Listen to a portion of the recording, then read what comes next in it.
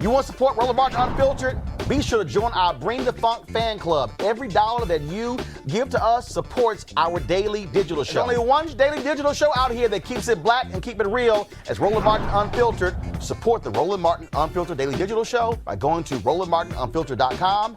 You can make this possible.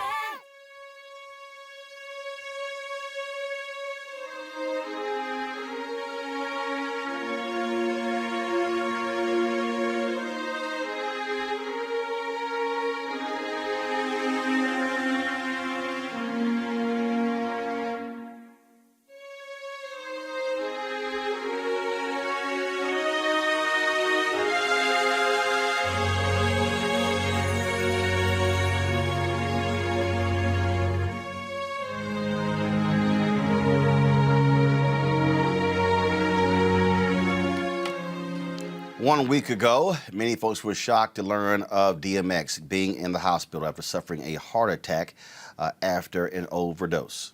Today, his family announced his death.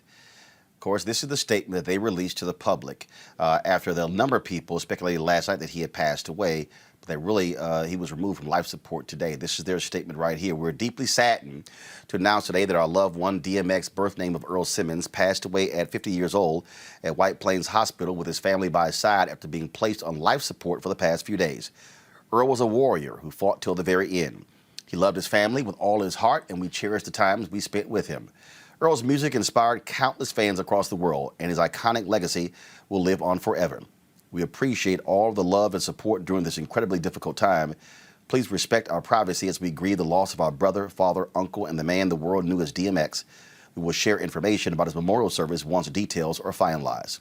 He, of course, is known for hits like Party Up, X Gonna Give It, and just so many other songs with Ruff Ryders. And, of course, history-making artists. The number of consecutive platinum albums, just stunning. The production that he had in the 1990s cannot simply be ignored. DMX talked openly about the first time he smoked a joint, but it was laced with cocaine, given to him, it was laced with crack, given to him by a mentor of his. It was that action that actually led to years and years of significant issues with drugs. He was in and out of rehab, in trouble with the law enforcement, fighting his demons, a man who believed in God, did an entire gospel album talking about faith and the demons and the devil and the battle back and forth. And so he was someone who had a significant influence on hip-hop. Again, lost at the age of 50 years old. All across social media, folks have been paying tribute to DMX. Individuals posting photos, encounters, their first time meeting him, videos as well. On Monday, we are going to have our hour-long special dedicated to the life of DMX. But right now, I do want to talk about his life and legacy with our panel. Joining me right now is, of course, Ruff Ryders, host of the Disruption Now podcast, Michael Imhotep, host of the African History Network show, Johan LeBlanc, National Security and Foreign Affairs legal analyst. Rob, I'll start with you. Again, the influence of DMX is undeniable. The moment you heard his voice, you knew exactly who he was. He did not sound like anyone else. He's been described as a tortured soul. And one tweet said, people often say rest in peace when someone passes away. And one person said, if that was a phrase that was really meant for anybody, that they hope that DMX would rest in peace after really the last 30 years of his life. Yeah, DMX, I came of age during DMX. It was all the music we listened to at parties, and you knew who DMX was. His voice was undeniable. You knew it was just a powerful voice, and you could feel in his music he was tortured. He talked through his music. A lot of it was literally, you talk about the demons he battled. He had a lot of his songs and a lot of the poetry in his songs was about the demons he was battling, and you can feel it, and you knew that it was more than just entertainment. It was who he was. And yes, he struggled like a lot of us have, like a lot of people have, with addiction. and it's a demon that is hard to fight. I have family members that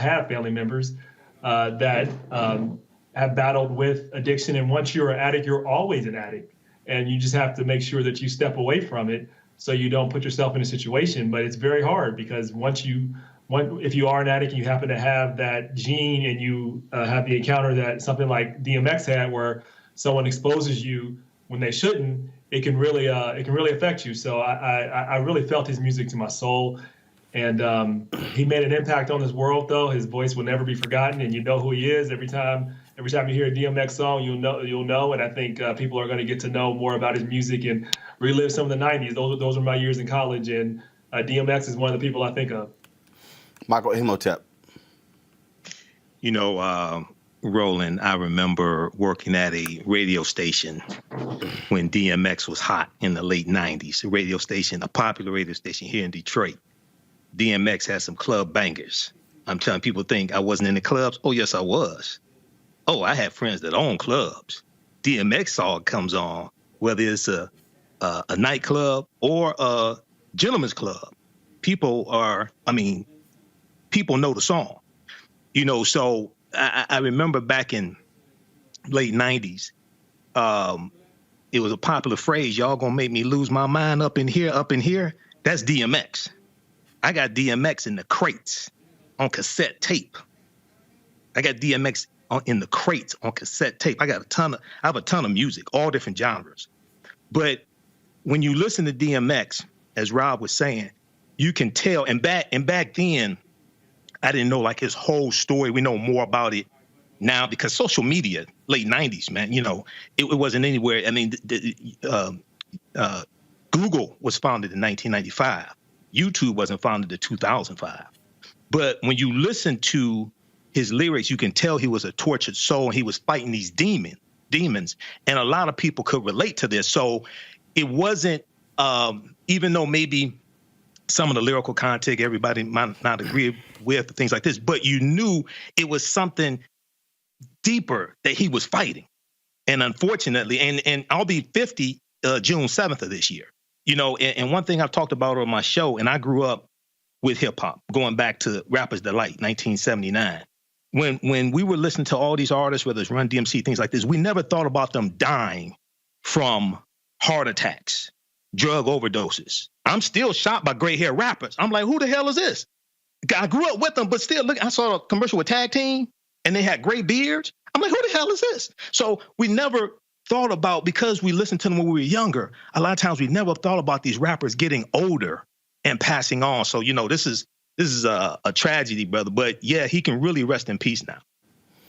Well, the reality is I don't think anyone thinks about folks who, in essence, were peers doing that. We think folks are going to live forever. If you grew up with Aretha Franklin, if you grew up with Mary Wilson, if you grew up with any number of artists, that's what people think. I think also what is very difficult, Johanna, is for folks to really understand addiction, to really understand what people go through. That was, and that's just reality. Over the years, folks made light of the arrest, going to substance abuse, counseling, going to rehab, filing for bankruptcy, all of those different things.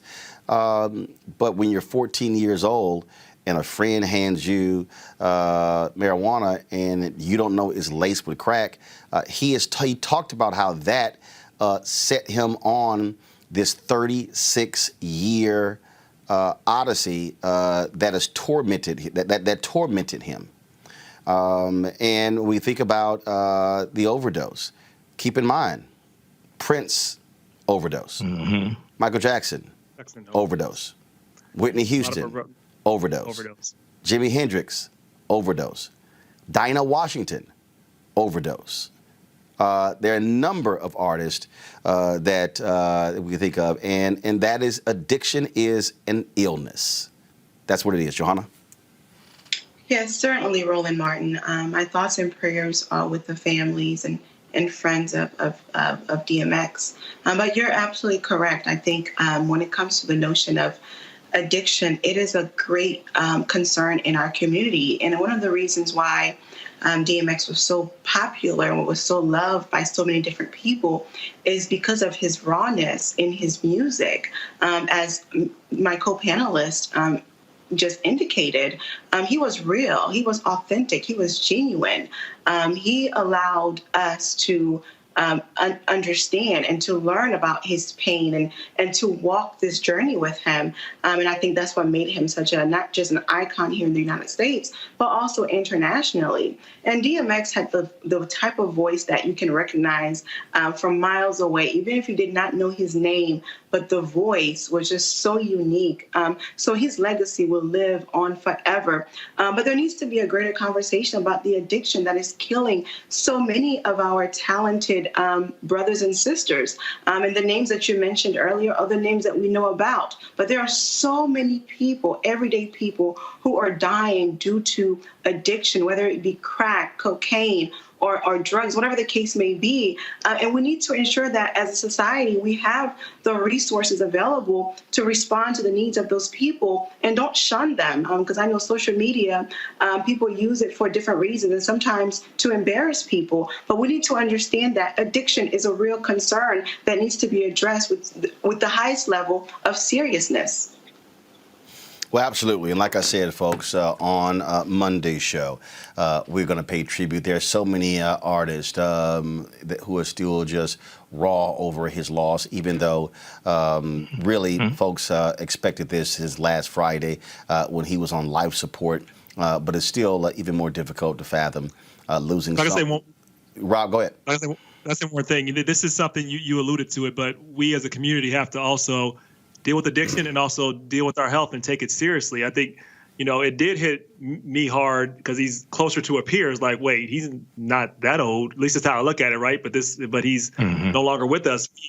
As specifically as Black men, you mentioned an artist, but specifically as Black men, we tend to die sooner. So we need to do everything we can to take care of our health. I mean, this is a unfortunate wake up call too. That you're not too young to die. We need to take care of ourselves.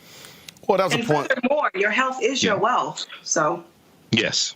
Well, that was a point that we talked about and discussed the other day when we celebrated the life of Midwin Charles, who passed away at the age of 47. So again, on Monday we'll pay tribute. We'll have a number of folks, artists, on sharing their thoughts and reflections about DMX. Again, passing away today at the age of 50 years old. All right, folks, back to that Roland Martin Unfiltered video in just one moment. It's time to be smart. When we control our institutions, we win. This is the most important news show on television of any racial background. Y'all put $2, $3, $4, $5, $10, $15, $20, $30 on this and keep this going. What you've done, Roland, since this crisis came out in full bloom. Anybody watching this, tell your friends. Go back and look at the last 2 weeks, especially of Roland Martin Unfiltered. I mean, hell, go back and look at the last 2 days. You've had sitting United States senators today, Klobuchar and Harris. Whatever you can bring to Roland Martin Unfiltered to support it, please do, because this information may literally save your life. Watch Roland Martin Unfiltered daily at 6 p.m. Eastern on YouTube, Facebook, or Periscope, or go to RolandMartinUnfiltered.com. Support the Roland Martin Unfiltered Daily Digital Show by going to RolandMartinUnfiltered.com. Our goal is to get 20,000 of our fans contributing $50 each for the whole year. You can make this possible. RolandMartinUnfiltered.com.